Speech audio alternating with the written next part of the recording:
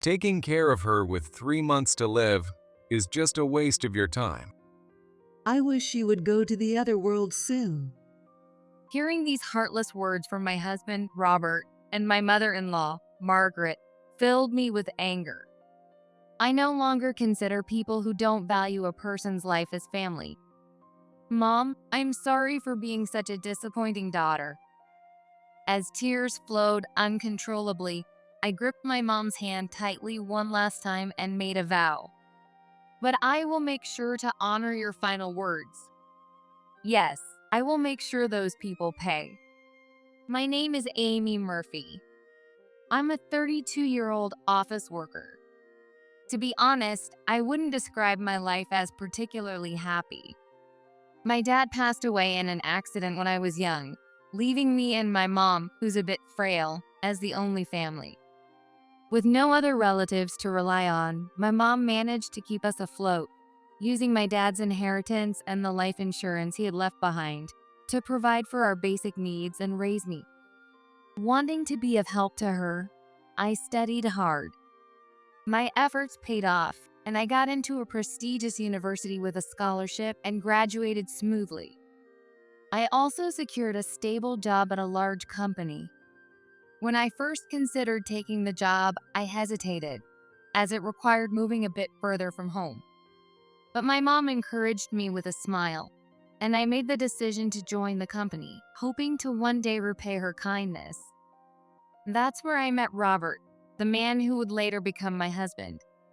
Though we were in different departments, we joined the company as colleagues in the same year. Robert is, well, a bit of a know-it-all. He's not unintelligent, but he's rigid and struggles to adapt to unexpected situations. However, he's dedicated to his work, diving in wholeheartedly. I didn't mind his earnest approach, and I helped him whenever I could. Maybe I was attracted to him as a man. I realized that when he confessed his feelings to me. It turns out he had similar feelings for me. If it's okay, I'd like to date you with marriage in mind. Having focused so much on studies and work, I hadn't had much time for romance. So I won't deny that his confession made me happy. It was about 4 years since we first met, and I accepted Robert's proposal. After 3 years of dating, we eventually got married. Congratulations. I hope you find your happiness. After my wedding, my mom's tearful words touched my heart. Once my job became stable, my mom quit her job and began living a relaxed life with my financial support. She had suffered through illness at times, yet she worked hard for my sake. Now she could finally rest, and if needed, focus on her health. I believed wholeheartedly that our lives were finally going to improve. But that was not the case. Mom has cancer. About 6 months after my wedding, I was confronted with this harsh reality. The results of her health checkup shattered the hopeful future I had envisioned. Not only that, but the cancer had progressed significantly without detection, making a full recovery impossible, according to the doctor. She had already been told and expressed her desire to spend as much time with me as possible from now on. I wanted to honor her wish, so that same day, I spoke to Robert about it. I see, that's tough. He said, almost as if it were someone else's problem. But I brushed it off, assuming it was just my imagination, and continued. So, I'd like for her to live with us. Is that okay? Robert and I are similar in many ways. I thought surely he would understand, but I was wrong. No, I don't want to. What? I couldn't believe my ears for a moment. But Robert just looked at me with a blank expression and didn't say anything more. So I found myself blurting out in disbelief. Why not? What do you mean, why? There's no reason for me to live with her. She may be your mom, Amy, but She's your mother-in-law. Don't you feel anything? I was aware my voice was getting louder, but I couldn't stop. Robert, however, showed no sign of being affected. I feel sorry for her, sure. But what difference would it make if she lived with us? It's not like I can take care of her. Robert's words basically meant he had no intention of helping. Exasperated, I decided to consult his mom, Margaret. Robert was also raised by Margaret on her own, so he wouldn't dare to go against her. The difference between her situation and mine was that Margaret inherited a significant amount from Robert's dad and had relatives she could rely on. Since she'd raised a child on her own, I figured Margaret would surely understand and convince Robert. Normally, I wouldn't resort to something that felt like tattling. But this time, the time I could spend with my mom was at stake. So with a hint of hesitation, I went to Robert's family home with him on our shared day off. When I brought up the issue to Margaret, however, So that's what you wanted to talk about? Well, Robert's right. my hopes were dashed in an instant. What? I just want to live with my mom for her final days. Is that so wrong? I'm not saying it's wrong, but both of you are working, aren't you? You wouldn't be able to look after her properly. Then I'll take a leave of absence. If needed, I'd even. I was about to say I'd quit my job, but Robert cut me off. No way. It's a tough economy right now. Who knows how long we'll even have these jobs? And there's no guarantee the company won't go under. Isn't that a bit of an exaggeration?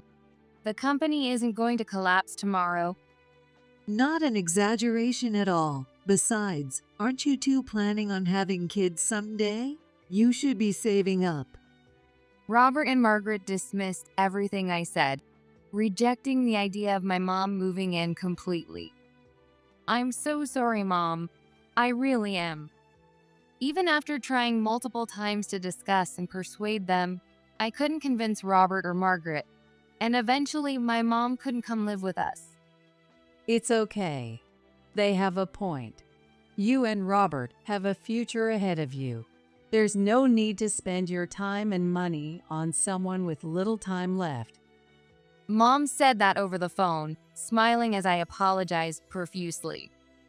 She was the one suffering the most, and yet she was so accepting. So I resolved to be there for her as much as possible.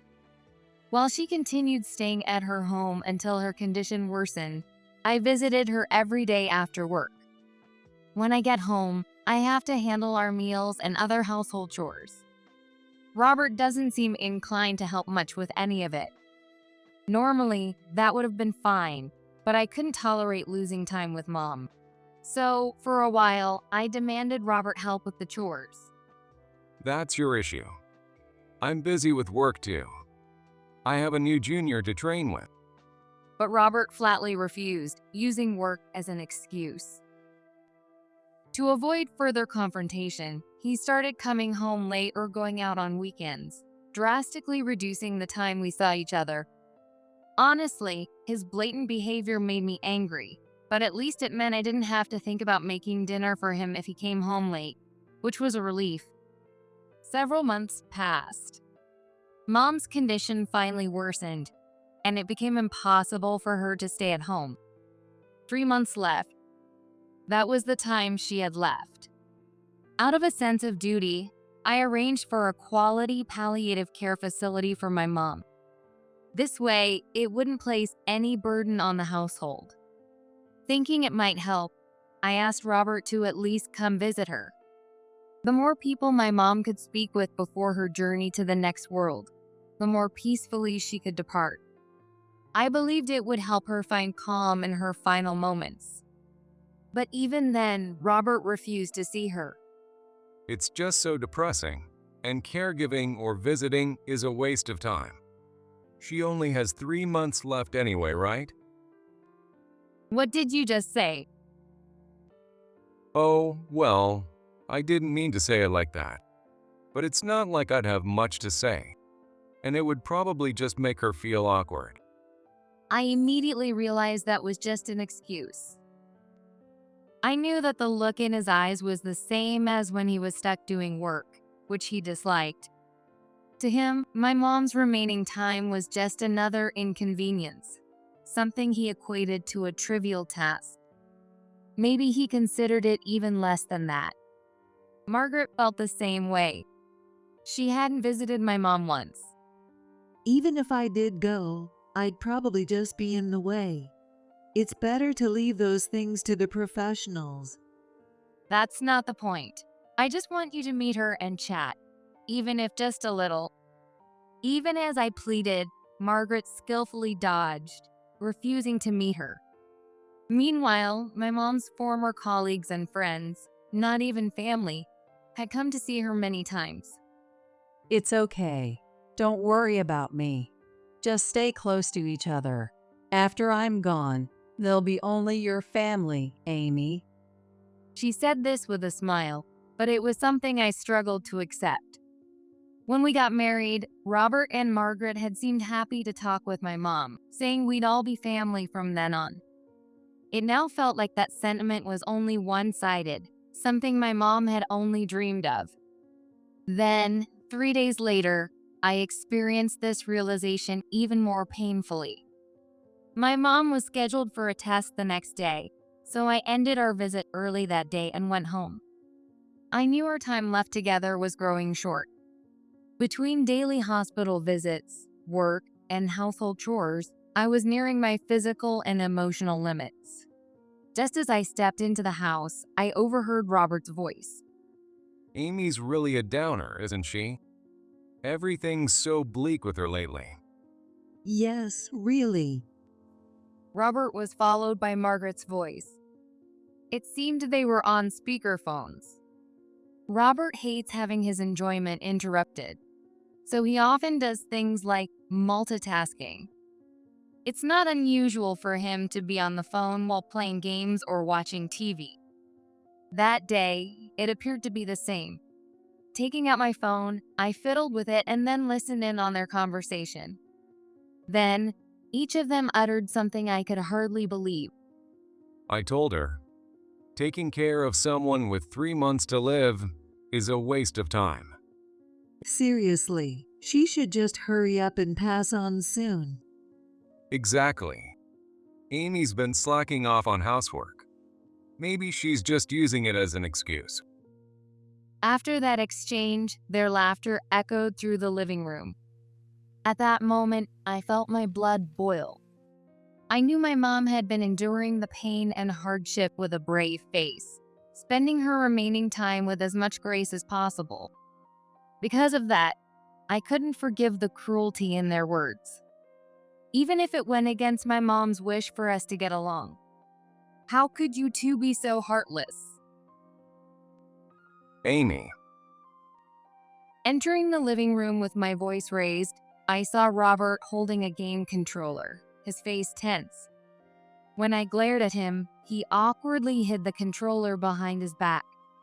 How can you say such awful things? Are you really that happy my mom is dying? Calm down. Sorry, it was out of line. Yes, my words may have been too much, but Robert mentioned how you haven't been keeping up with the housework lately.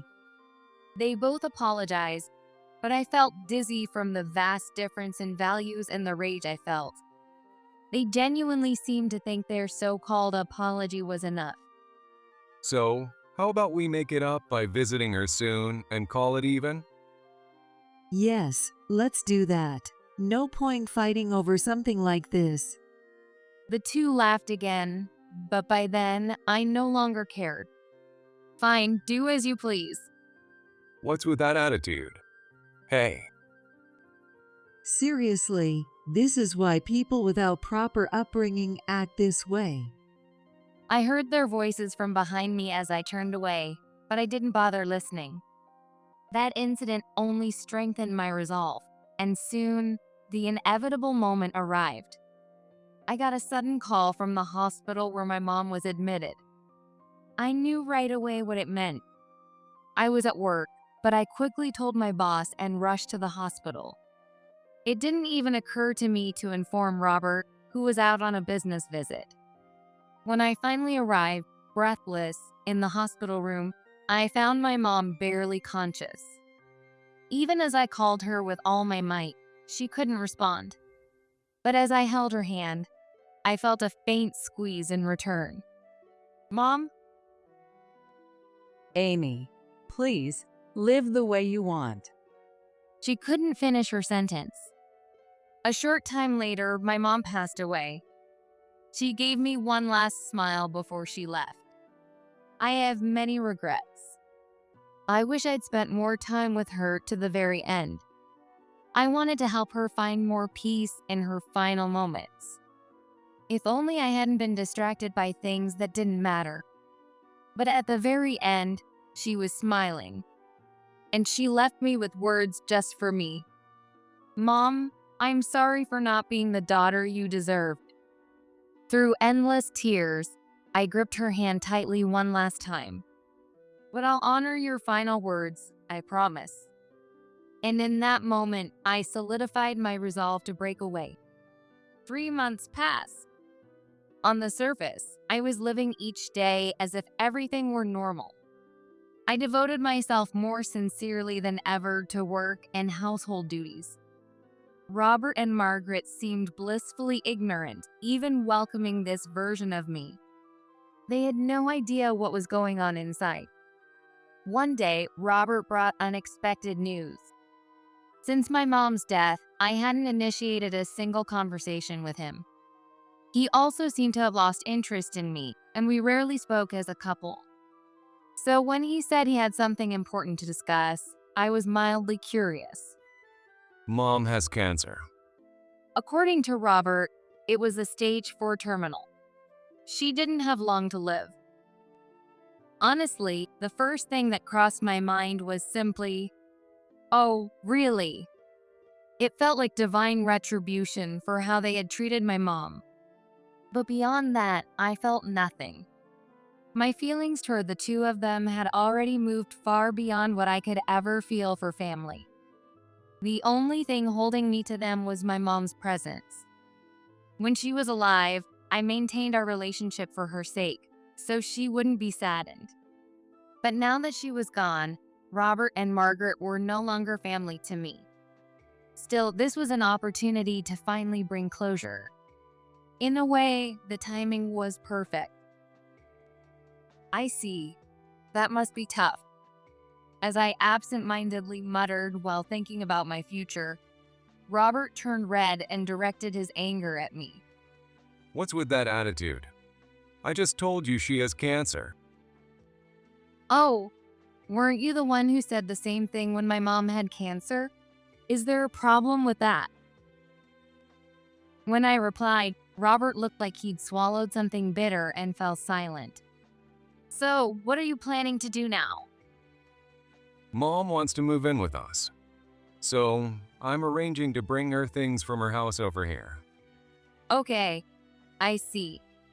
If I were to mirror Robert's reaction, I'd probably say, "I don't want to live with her." But there was no need to voice it out loud.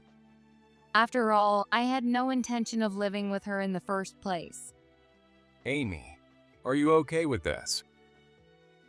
Maybe my attitude reminded him of how he had acted toward my mom. Or maybe he felt a twinge of guilt for making decisions without consulting me. Either way, he looked at me with a cautious expression. Suppressing a smirk, I responded just because I felt like it. "Oh, you mean if it's okay to live together? Sure, do whatever you want. Just let me know the moving date, and I'll stay out of the way." Amy, thank you. I'll get started with the moving arrangements. It seemed Robert interpreted my indifferent response in the way that suited him. He beamed with excitement, his face lighting up as if he'd won the lottery. From then on, Robert busily ran back and forth between his parents' house and ours, preparing for Margaret's arrival. I helped with only what was specifically requested, but otherwise, I kept my distance.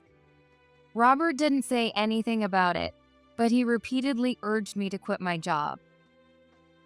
Amy, I want you to stay by Mom's side and care for her. So could you quit work soon? Out of sight, out of mind, it seems. Robert seems to have completely forgotten that he once refused my plea to quit my job to care for my mom. Marrying you was definitely the right choice. Knowing Robert's obliviousness, he probably assumed I'd let go of everything. Even as I responded with a flat, "Sure," he grinned without a care in the world. In his mind, he probably pictured me dutifully looking after Margaret. How blissfully naive. Finally, the day came for Margaret to move in with Robert. After seeing him off as he left for his final trip to check on the moving arrangements, I left the house we'd once shared and set off for a new life. Later that evening, when most of the moving should have been completed, I received a message from Robert, who'd seemingly realized something was wrong. Hey, what's going on? Where are you? Why's your room empty? There wasn't a single thing of mine left in that house. In the 3 months since my mom's passing, I'd been quietly preparing to leave. The timing of Margaret's cancer diagnosis and her move had actually been convenient, to be honest. With Robert distracted by the preparations, he hadn't noticed my things disappearing one by one. Knowing him, he might not have noticed, even if the events hadn't overlapped. In any case, I had no intention of responding to him. Now I was far away, simply reading his messages as they came in each day. When did you get transferred to another branch? I had transferred to a different branch away from Robert's office. I made the decision right after my mom's passing and had arranged it with my boss a month ago. Since I'd always been dedicated and had earned their trust, the transfer was approved without much hassle. Weren't you going to look after Mom? Why did you leave? I was finally starting to see you in a new light. I even got a message from Margaret, which made me chuckle. Margaret had never been good with phones and apps. Speakerphone calls were usually the best she could manage. Seeing Margaret go out of her way to send messages must mean she's truly desperate. But, of course, I have no obligation to reply. Looks like they have way too much time on their hands every single day. I simply watch the messages from the two keep piling up. Meanwhile, there are other matters I need to take care of.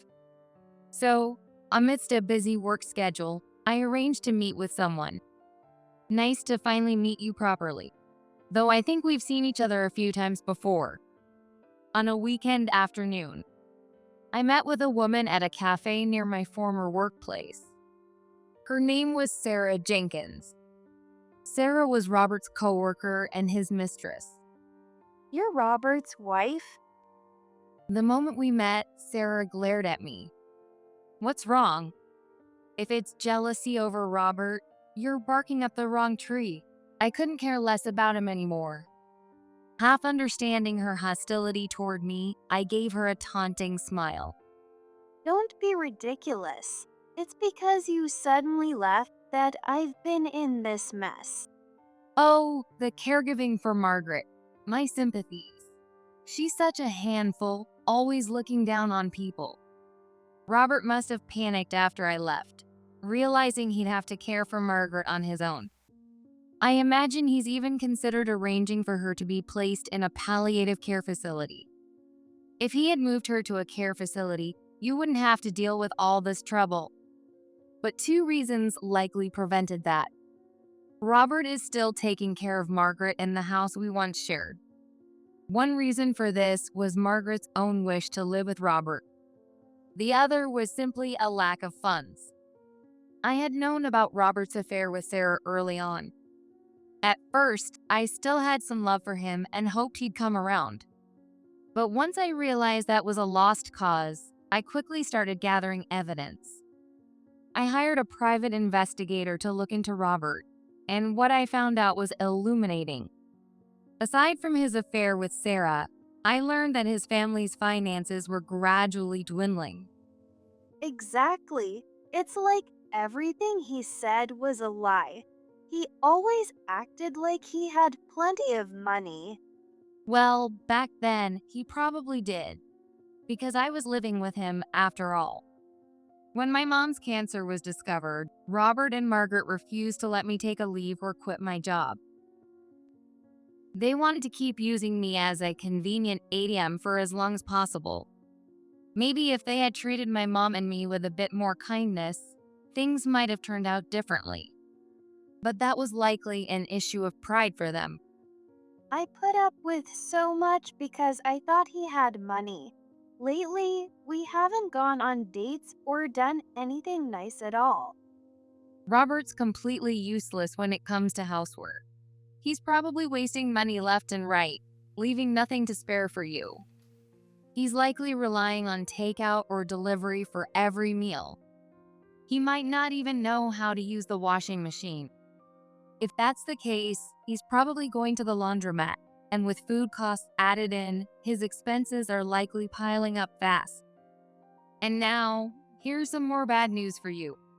I'm sure you've sensed it already, but I'll be demanding compensation for damages. As I spoke, I handed her copies of the evidence gathered by the investigator. Sarah's face went pale as she looked at it. You've got to be kidding.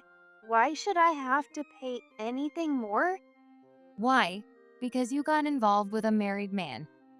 Honestly, my feelings are complicated now.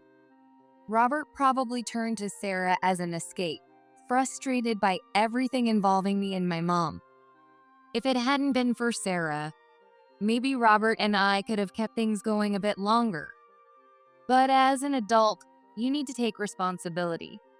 And don't bother running. I've already informed your parents.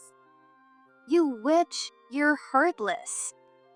Not a phrase you hear often these days, huh? Well, I'll be in touch again with more details later. Good luck taking care of Robert and Margaret. Perhaps my words made her think about what lay ahead. Leaving Sarah speechless, I exited the cafe. Whether she would agree to pay up willingly was uncertain. But I have plenty of evidence. If this goes to court, I won't lose. But for me, this confrontation was just a setup, a stepping stone. As if on cue, I received messages from Robert and Margaret shortly after. Amy, did you do something? My coworker, who is helping with Mom, has disappeared. What's going on? How could you do this to me? It seemed my plan had worked perfectly. The investigation had already revealed that Sarah was only with Robert for his money.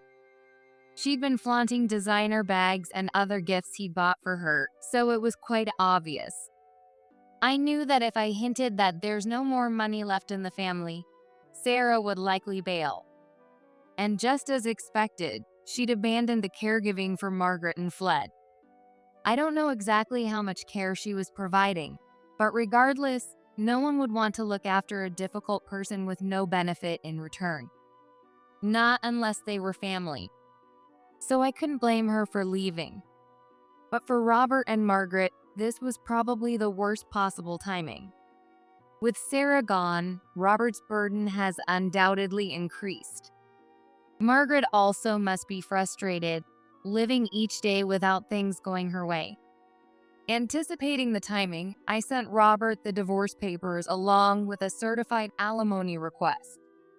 I included a letter as well. This is all a consequence of your own actions. If you're suffering now, it's entirely your own doing. I don't feel sorry for you. Enjoy your time in hell. My message essentially conveyed that sentiment. I informed him that I'd left all further contact to my lawyer, advised that fighting in court would only add to their troubles, and that it'd be best for them to comply with the divorce and alimony requests. Additionally, I shared a detailed account with everyone who knew Robert and Margaret, complete with evidence. This included proof of Robert's affair and recordings of the harsh words they had directed toward my mom. One day, when I happened to come home early, I activated a recording app. I recorded the entire conversation from that time. Of course, I had nothing to be ashamed of. That's precisely why I could share the evidence without hesitation. The outcome was obvious. Anyone with a sense of decency would understand who was truly in the wrong. Is it your fault that even our relatives won't help us anymore? Why are you doing this? How could you go this far? No one will visit me. Why? Amy, please just come see me. Even if it's just you. Their messages no longer carried any anger or intimidation. I could easily picture Robert completely drained, struggling with Margaret's care, and Margaret abandoned by everyone, filled with panic. They had no one else to turn to, which is why they continued to message me. But, of course, I felt no obligation to respond. At the same time, there was nothing left for me to do. With this, I'll put an end to it. Finally, I deleted all the messages from Robert and Margaret and blocked their contacts. From here on, I'll leave all further communication to my lawyer. This was my closure with Robert and Margaret. A week after I blocked them, Margaret reportedly passed away. In the house where Robert and I once lived as a married couple. There was no one to be with her in her final moments except for Robert. Perhaps my mom wouldn't have wanted things to end this way, but I couldn't have moved forward otherwise. To live freely. It was the words my mom left for me in the end. I made these decisions of my own free will, so I have no regrets. Incidentally, after Margaret's passing, my lawyer filed the divorce papers right away. Robert has also been paying alimony monthly in installments. Since I'd blocked him, I haven't heard from him since then. 2 years flew by in no time. Hello, everyone. It's been a while. I look forward to working with you all again. After working hard at the branch office, my skills were recognized, and I was called back to my former department. And as a bonus, I received a promotion. At first, I had no intention of accepting the offer. Robert was likely still at my former workplace, and I never wanted to see him again. As for Sarah, after our meeting, she apparently fled back to her hometown. She likely wanted to sever all ties with both Robert and me. No surprise there. When I learned about this, I couldn't help but laugh slightly, feeling a tinge of pity. She'd had to rely on her parents to pay the alimony, and she'd been working nonstop to pay them back ever since. I only kept track of things for about 6 months after that incident. Beyond that, I lost interest and didn't bother to find out what became of Robert and Sarah. I also didn't know that Robert had already left the company. It was a surprise to me. I'd only heard that he had used his bonus to pay off the remaining alimony in one lump sum. It seemed that after I exposed his actions, Robert became the subject of significant criticism. He continued working for a while, but after completing his last project, he resigned voluntarily. No one seemed to know where he went after that. With Robert gone, there was no reason for me to turn down the offer. So I transferred back to my former workplace. Not much has changed in just 2 years. After work, I decided to walk around the area near my workplace for the first time in a while. I told myself it was to regain my sense of direction, but really, I wanted to revisit familiar places. I'd heard that Robert had sold the house we used to live in, likely due to financial difficulties. When I casually walked by, I saw that the lot was empty, the house long gone. Other than that, the town looked mostly the same, and the people I once knew were largely unchanged. I was genuinely happy to see that many of them still remembered me. Satisfied, I headed toward the station to go home. Amy, What? In front of me stood a man in clothes that looked like they hadn't been changed in days. For a moment, I didn't recognize him. But memory is a strange thing. The way he called my name brought his identity rushing back to me. It was none other than Robert, my ex-husband. I'd promised myself not to engage with him, but now that he was here, I wondered how I should react. Yet it turned out there was no need to worry. Oh no. As soon as he realized who I was, Robert turned pale, stumbled back, and ran off in a panic. Please forgive me. Please. He even fell as he ran, his figure quickly disappearing down the street. If he thinks I'm some kind of monster, that's just rude. But judging by his reaction, it's clear he'll never approach me again. With a faint sense of relief and satisfaction, I resumed my way home. I never saw Robert again after that encounter. And even if I did, I could easily handle it. Back at my old office, I'm now fully focused, pouring my energy into my work. I feel like nothing can stop me. There was a time when I thought my life was anything but happy. But now, I don't even have time to think about such things. I'm living my life freely. The words my mom left me in the end still drive me forward. Living a happy life. Surely, that's the final act of gratitude I can give my mom. It's thanks to her that I am who I am today, and that I can find my happiness. With my head held high, I will continue to live life fully and proudly as a tribute to her.